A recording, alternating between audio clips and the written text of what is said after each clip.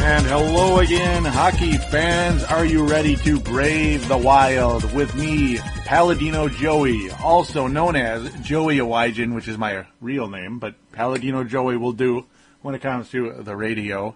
And this wonderful podcast, Brave the Wild, that we talk about hockey here in the Twin Cities. Welcome aboard. I appreciate it very much. Thank you always for downloading and listening to this show, which is available on thesportstuff.com and on iTunes. I do appreciate it very much. First and foremost, on thesportstuff.com, there is a message board that I'd like you to sign up for. You get to be a part of things on this show, and just in general. Get to be a part of things, get to meet new people and all that good stuff.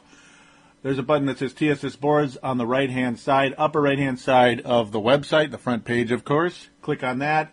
And then look to the left side. There should be a little link that says register. Do click that. And then get a username. Keep it to something that makes sense. Like Havlat14 or, you know what I mean, though.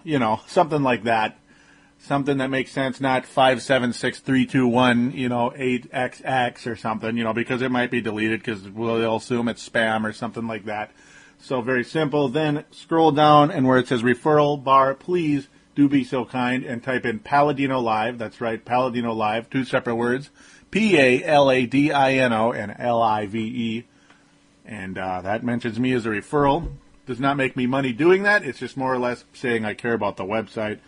And that's the way to go. I also want to thank, I've noticed that there's according to iTunes, I've noticed people have subscribed from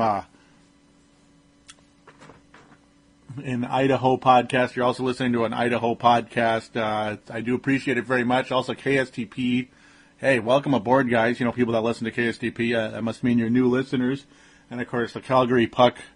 That is really cool. I do appreciate it very much. All of you from across the country here, and in Canada as well, I do appreciate it. Thank you for hopping on board.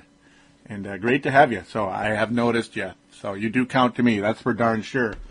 All right, Brave the Wild. Also, there's a link to this show on minnesota.nhlfansite.com, minnesota.nhlfansite.com. So do check out that website as well. Really cool stuff. Lots of good information. Do appreciate that.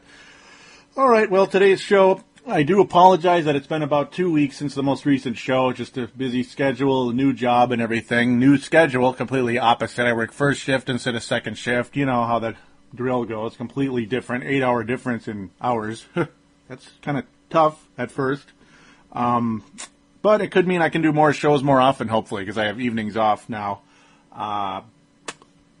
The goal, or the idea today, really, the show, we're going to review 7 games. 4 games in detail. The first 3 I'm going to kind of skim through, otherwise the show would be too long, and you guys will get bored with me, and I don't want that.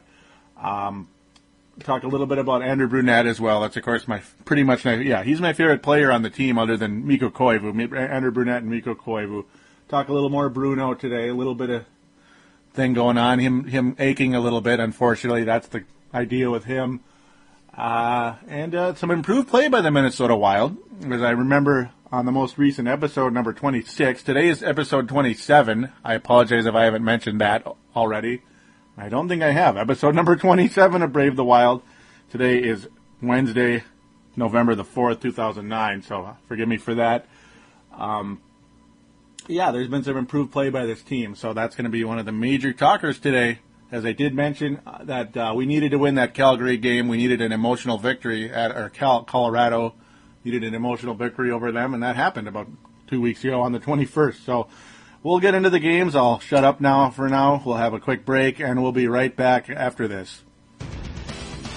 Here on thesportstuff.com, join the family with Purple Mafia. With Brett Favre now in the mix with Adrian Peterson, the best running back there is, along with the new Purple People Eaters, the Viking ship is on course for something great. We're available on thesportstuff.com and on iTunes. We'll bring you the most honest and passionate Viking show there is.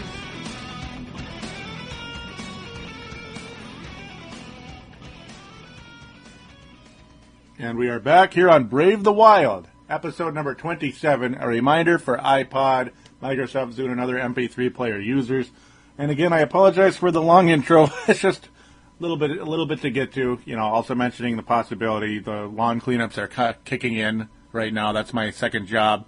Might be a little harder to keep up with the episodes, but as mentioned, I have evenings off, so we'll see. Just giving you a FYI in case I'm not on every single week, but I'd like to be.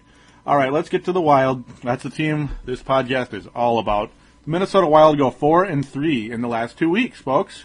They have a winning record. They even won a freaking road game. How about that? On the very last day of October. Halloween, they actually won a road game. Yeah, that'll be probably the game of the entire podcast, that or the day before, the 30th. But first and foremost, let's get to the first three here. The Wild go 2-1 in a 4-day span. God, I love that. And as mentioned, the Wild needed an emotional victory over the Colorado Avalanche, who were in first place at the time. Wild were donning their new green jerseys. It's up to you what you feel about them. I think they're okay. I kind of made my opinions on them a few episodes back in one of the catching up episodes in August. They're okay. They're not bad at all. I'm glad we have green again. That's the main theme of the Minnesota Wild. And the Wild do get a victory 3-2 over those Colorado Avalanche. It was a very, very fun game to watch. The Wild played very good hockey that night. And it was just a feel-good deal where you just get the feeling, hey, this team's going to finally, hopefully, get back on track. Well, they've been unbelievably good at home, actually, folks. Really good at home. But when the Wild go on the road, it's another story. The Wild go to St. Louis on Friday, the 23rd of October. I want October. But yeah, they go to St. Louis. Still not a very good team at this point. And a Wild with a lackluster performance. Lose 3-1 to those St. Louis Blues on Friday the 23rd. But then come home to play the Carolina Hurricanes, a team that I think has a chance to be pretty darn good. Remember, they got to the conference finals last year. They're still a very good veteran team. And the Wild win it 3-2 in a very solid game on the 24th, Saturday the 24th of October. Minnesota, 3-2 victory, and the Wild looking more solid. But again, the question is, can the Wild win on the road? Can the Wild win on the road? I mean, they're undefeated at home at this point in time. Yes, they are 3-0 at home at this point in time, but 0-6 on the road. 0-6 on the road. Well, folks, the Wild would be 0-7 on the road as Martin Havlat has a homecoming in Chicago. Oh, goody. Monday the 26th of October. It's like, the first of a major week of homecomings. Brett Favre and Martin Havlat. Yay! Well, the Vikings got their victory, not the Wild.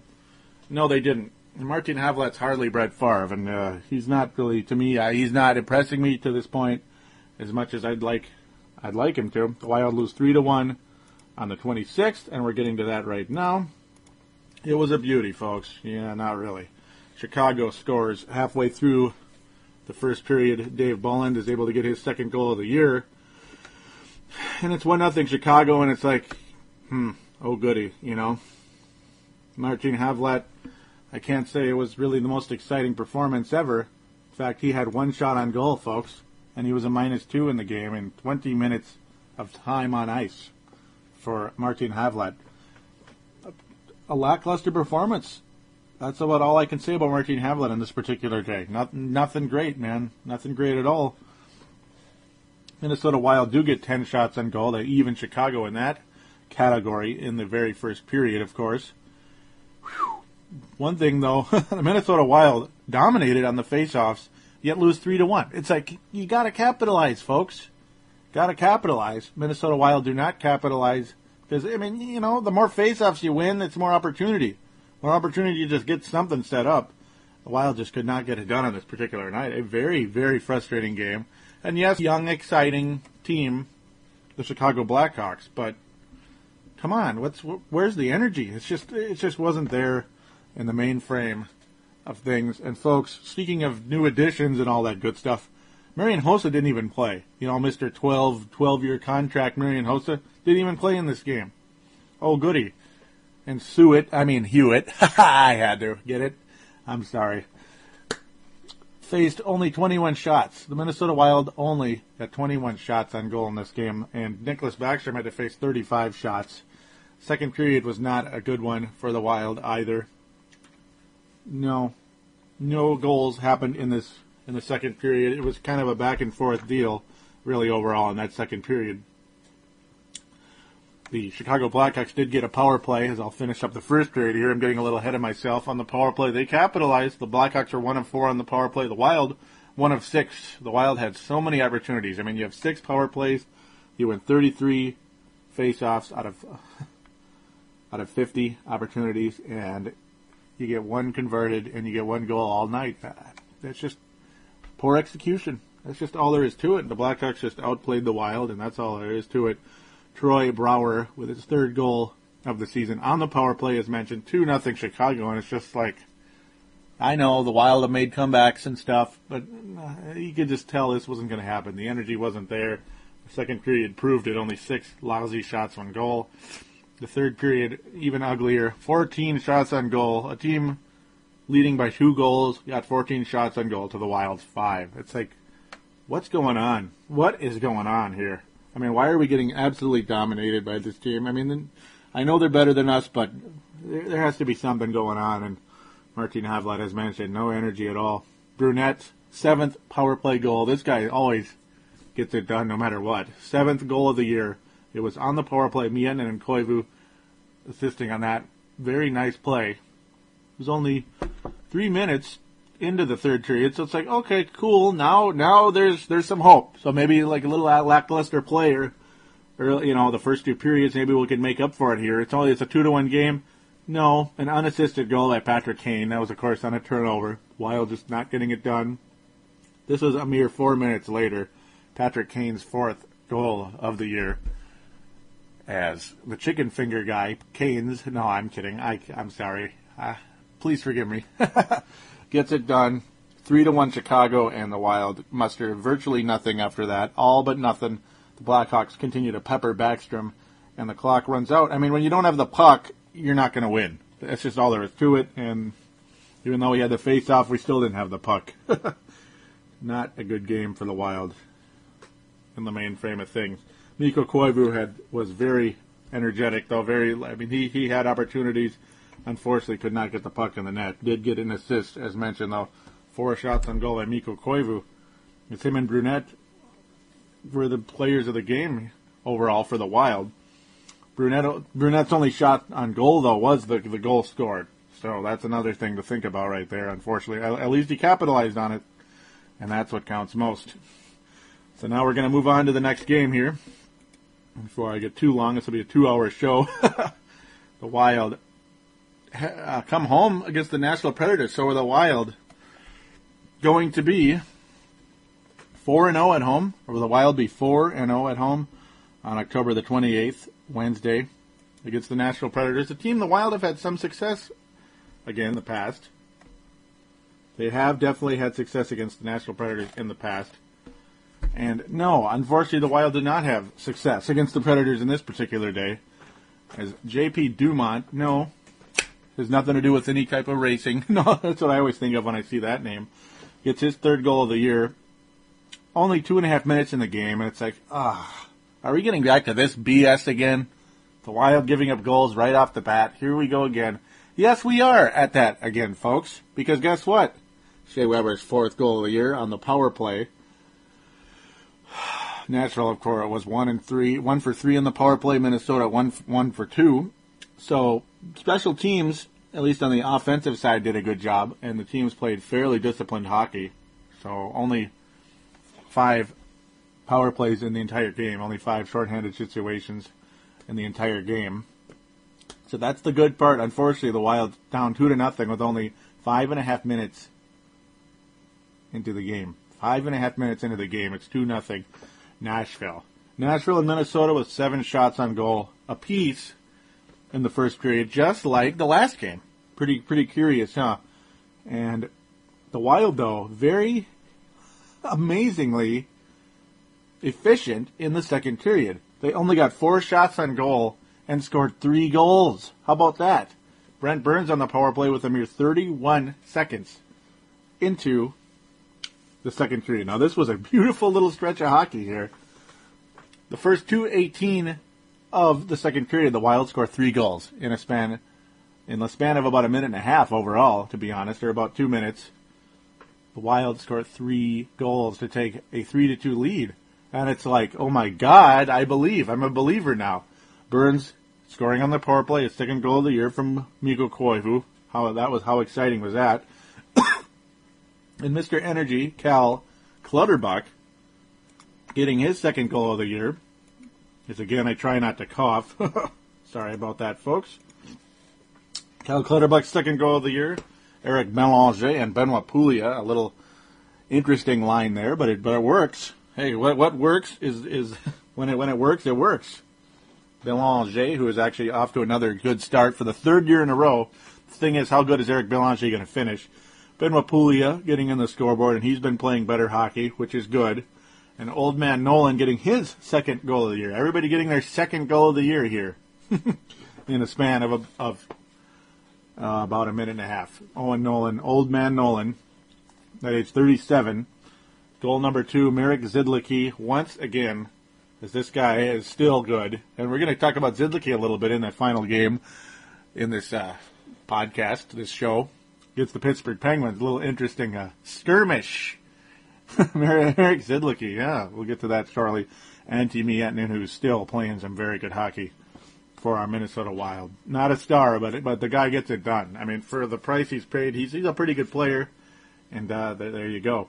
The Wild take a 3-2 lead, and everybody's excited and starting to believe now. Very exciting. Here come the Wild. Here come the Wild. No. 3.5 minutes later. Mike Santorelli gets his first goal of the year from Joel Ward and Shea Weber. As the Italian sausage was steaming in that play. And unfortunately, we have a tie game. And in a very, very, very short stretch, 4 goals are scored. Thankfully, 3 of them were by the Wild, but guess what? It's a tie game now, 3-3. A very entertaining second period, though. Nashville was able to get 9 shots on goal. Minnesota only 4, as mentioned. And the second period, well, the excitement would end. There would just be the classic back and forth. Very little penalties, though, which was nice. The game went pretty quick, despite a fairly high-scoring game for hockey, to be honest. So now we go into the third period. Minnesota getting 11 shots on goal in that third period. Nashville 6. But a costly turnover on the power play. One of Minnesota's second power play of the game, second and final power play of the game, led to a Jared Smithson shorthanded goal that was unassisted. Of course, it was on the breakaway. And all the energy went out of the building. And the Minnesota Wild, unfortunately, lose their first home game of the year. And the frustration continues. The Wild continue to stay well below 500 at this point in time. And that's pretty much all she wrote. Nicholas Backstrom faced 22 shots in the game. Ellis, of course, was pulled after those 3 quick goals. Ellis was pulled. He faced 10 shots and stopped 7. And then Ryan, the backup, was 12 for 12. 12 opportunities. Both teams had 22 shots on goal, so that's a very interesting number there. Only 22 shots on goal, yet it was a 4-3 game. And, yeah, only 5 penalties in the entire game. How about that? Pretty crazy. Nashville winning the face-off battle 28-24. So, well, Nashville they just beat us. They took advantage of opportunities. The Wild took advantage of opportunity there. Ellis obviously got a little bit flustered there. Went through a really tough time, but the Nashville Predators took care of business, unfortunately, for our Wild. And poor power play for our Wild. So there you go. Despite being one of 2, yeah. Goals were scored on both power plays. Unfortunately, the wrong team got the goal in that third period. So that's all she wrote there. Now it's time to move on. And here it is, another homecoming. New York Rangers in town. New York Rangers in town. This is October 30th, Friday, October 30th. Marian Gaborik is back in town. Marian Gaborik is back in town. Isn't that exciting? Are you excited, folks? Are you excited to see Gaborik? Yeah, he is back in town. You know why Marian Gaborik is back in town? He's out. He's out with an injury. That's why Marian Gaborik's back in town, folks. Welcome back, Marian Gaborik, and congratulations on being consistent. consistently injured. Marian Gaborik does not even play in the game. Oh, boy. That's pretty funny. I love it. And the good news, folks, the Minnesota Wild are consistent in beating the New York Rangers. The Wild always seem to take care of business against the New York Rangers. Wonderful. 3-2 victory, and the Wild's home success is a good one. A very good one, as Peter Sikora begins a string of two very nice games, back-to-back game, Friday and Saturday. Sikora, late in that first period, after a very entertaining first period, the Wild came out with energy this time. Two very good goalies, of course, going at it, too. Nicholas Backstrom and Henrik Lundqvist.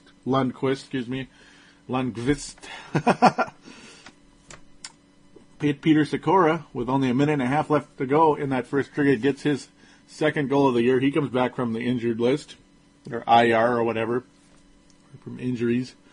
Mikko Koivu and Andrew Brunette assisting on that. Gotta love that. That was a very nice line. Very good job by those guys.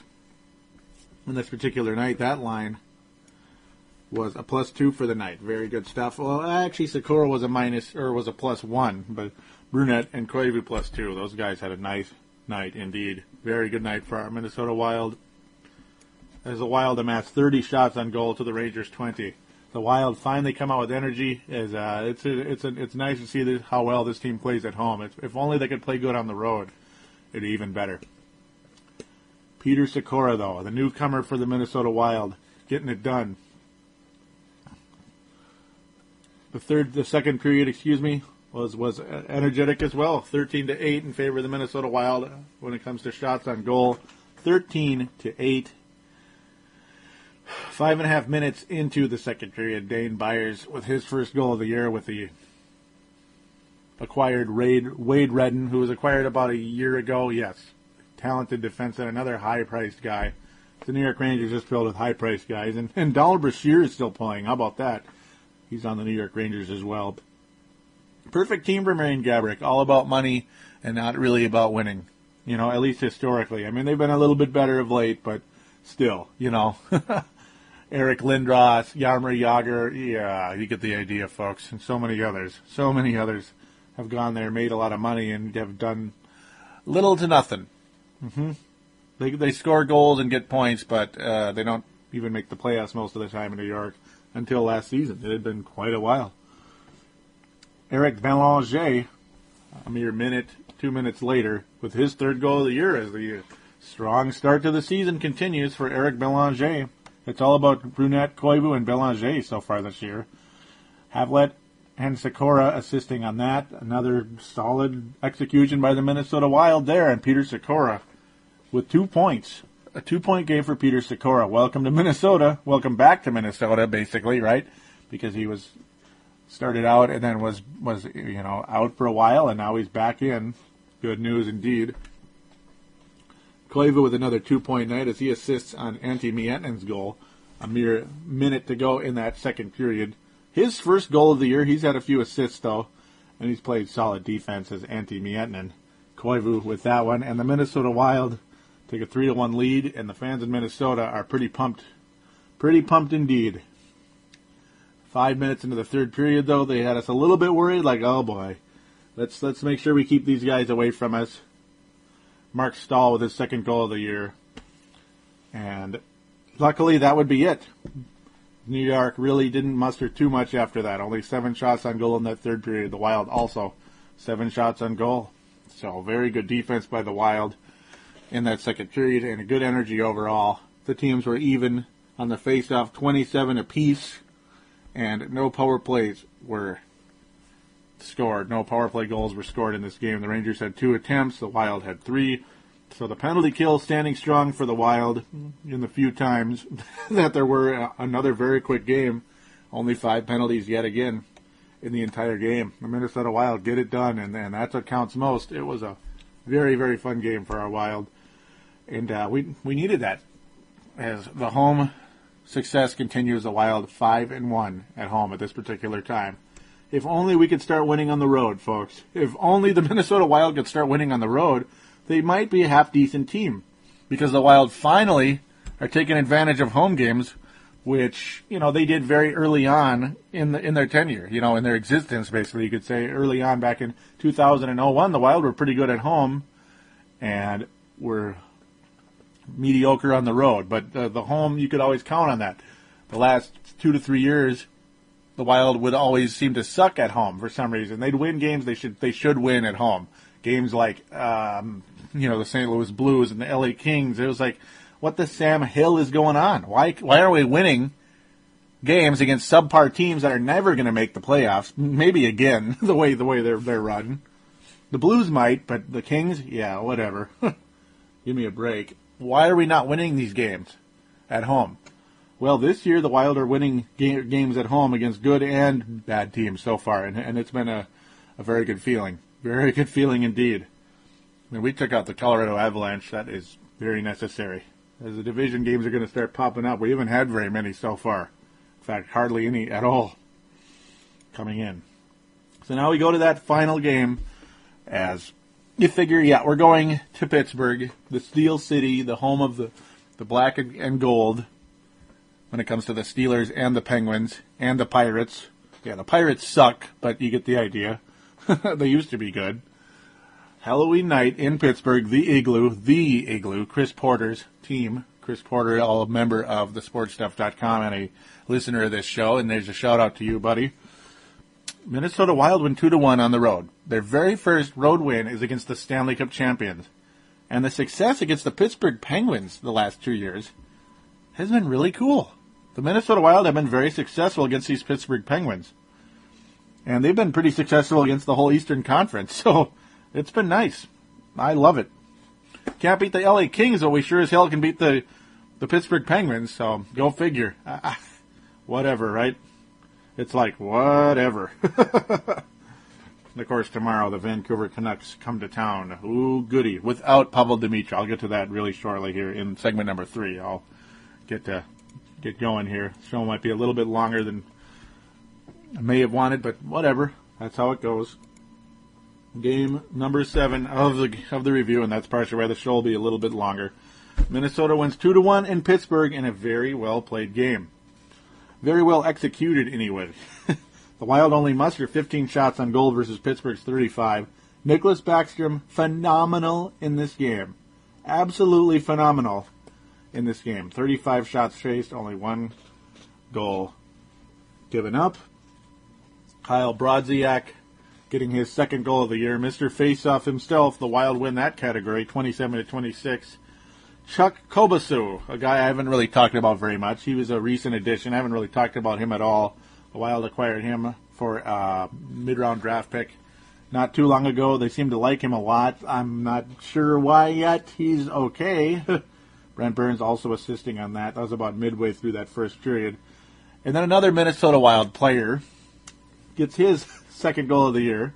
Actually, 2 Minnesota Wild players factor in on this one. Unfortunately, they play for the Pittsburgh Penguins now. Yeah, with about 5 minutes to go in that first period. Pascal Dupuis.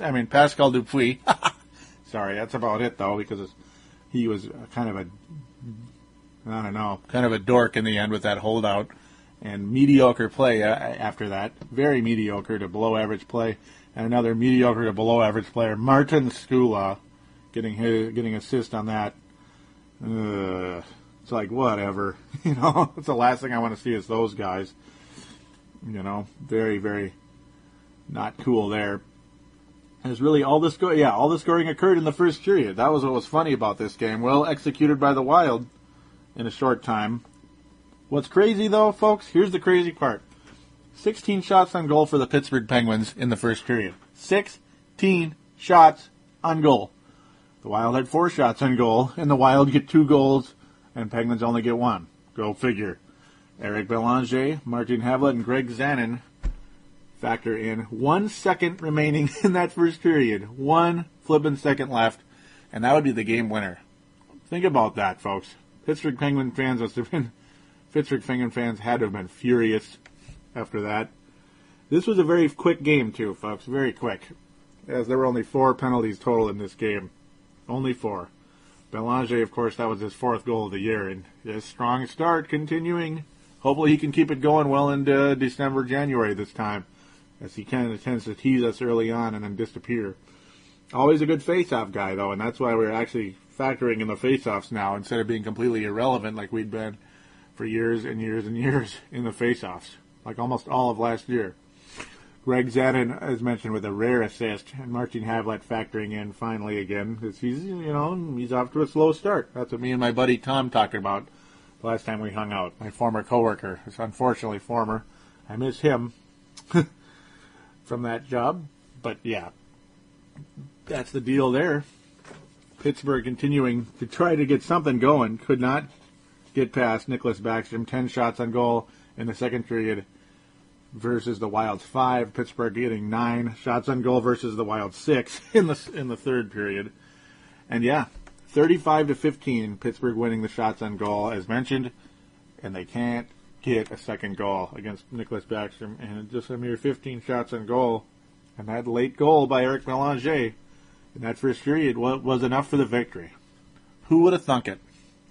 That's why we signed Nicholas Backstrom to a long-term deal. This guy can win playoff games for you. Yeah, playoff games. Maybe even playoff series. That's how good Nicholas Backstrom is. Now we got to get to those playoffs. Because we didn't get there last year. Poor Fleury, right? Oh, poor Fleury. I feel so bad for him. No, not really. Pittsburgh had 3 power play opportunities, could not capitalize as the Wild penalty kill. Stepping up here, well, at least they didn't turn the puck over. That's a start, right? As they had 1 power play in the game. That's it. Just a very crisp game. But here we go. Speaking of penalties, this did not have a power play. Marek Zidlicky and Sid the Kid had a pretty entertaining fight. Very entertaining. Crazy. Absolutely crazy to see that happen. I don't really see Zidlicky as a fighter and Sid the Kid, Sid Crosby as a fighter. That was very entertaining to see, but it was a pretty good fight, to be honest with you. It lasted quite a while and lots of blows were delivered. Crazy stuff. That was the highlight of the game, other than that Eric Mélanger goal with 1 second remaining in the first period. And the Wild finally win a road game and finish the month strong here. Very strong, winning 4 of the final 7 games. And all 7 of those games, of course, reviewed by yours truly here on Brave the Wild, episode number 27. So that's the end of the game review. So we'll get into a little bit of news in segment number 3, and we will get to that right after this. Here on thesportstuff.com, the new fast-breaking Wolves are bursting on the scene with Timberwolves Explosion. Hear about this exciting new era with Al Jefferson, Kevin Love, Johnny Flynn, and new coach Kurt Rambis. Check us out on thesportstuff.com and on iTunes, where we cover the Wolves like nobody else. Show your true blue, download and listen to this explosion of Timberwolves basketball.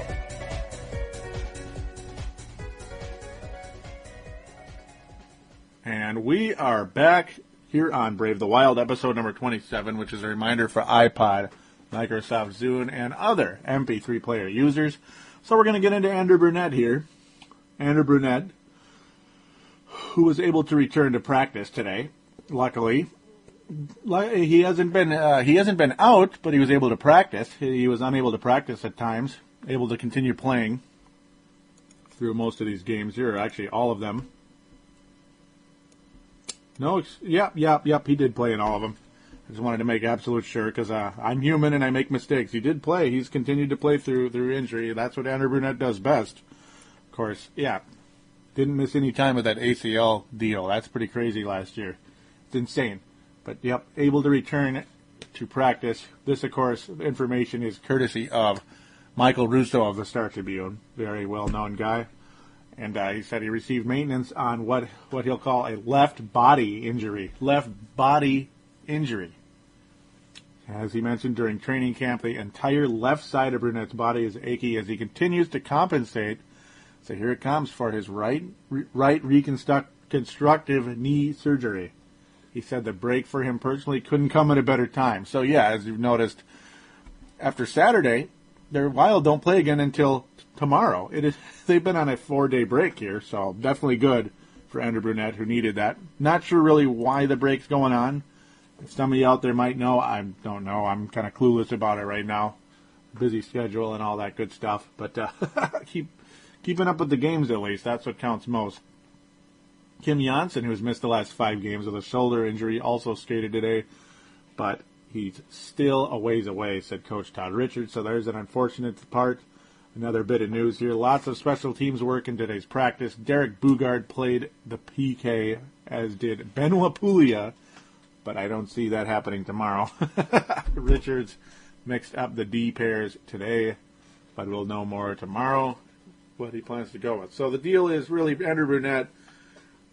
That was really the gist of the thing. I just figured I'd throw in those other deals. Andrew Brunette dealing with a left body injury because of all the compensation from that knee injury. So that's still kind of, he's still feeling the effects from the knee injury, and it's not because of, he's confiscating too much for it. And that's what happens sometimes when you compensate for an injury. You kind of hurt the other side of your body. And that totally sucks, as you always remember that happens with the basketball players quite a bit. Like, say, a right knee injury, all of a sudden now your left knee's bugging you, or whatever.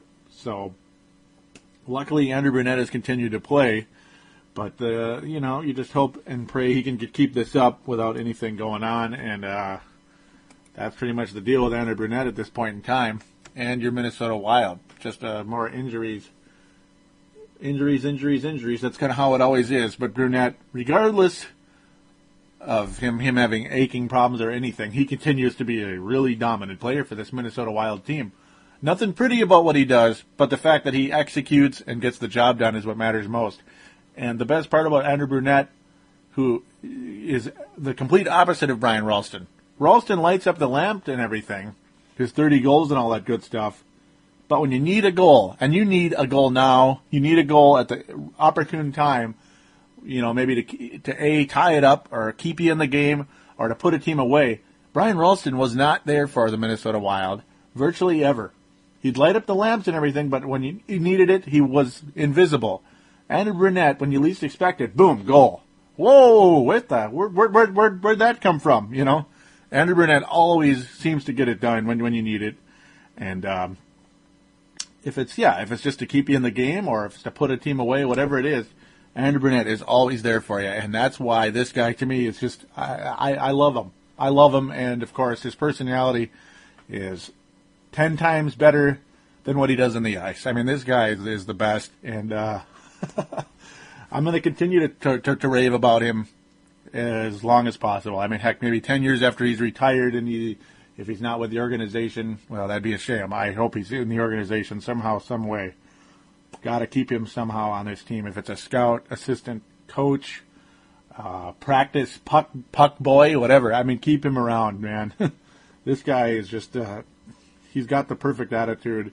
And, heck, he's a Minnesota sports fan, even though he's, obviously a Canadian. Keeps up with our teams here in Minnesota. He's one of us. I love having him around here in Minnesota. And, it's mentioned, there's nobody who's more clutch on this team than he is. And no, it's not because he scored the game-winning goal against the Colorado Avalanche.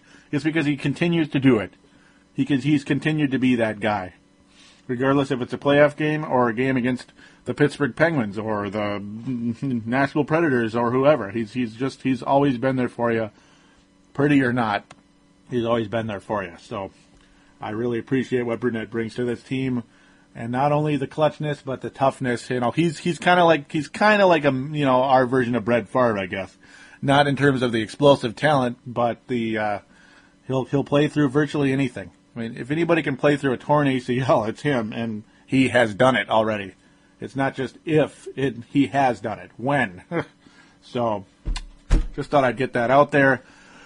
I forgot to mention, we do have a call-in line, because the intro is just too gall-darn long. We do have a call-in line. It is a voicemail treated as such. The number is 209-736-7877. 209-736-7877.